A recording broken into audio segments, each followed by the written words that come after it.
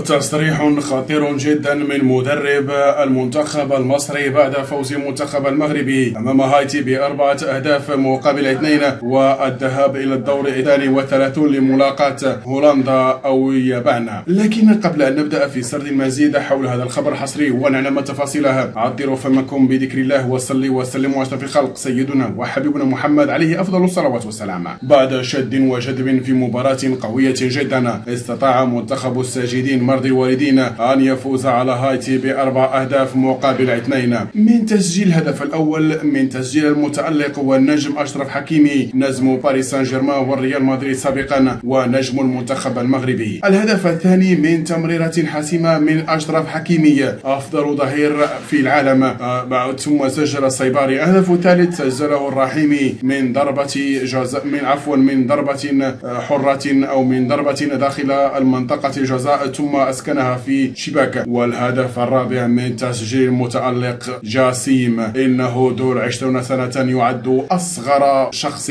أو أصغر لاعب مغربي يسجل في كأس العالم، في رسالة واضحة بأن المغرب تبقى ملوك والأسود تبقى أسودا والكلاب تبقى كلابا.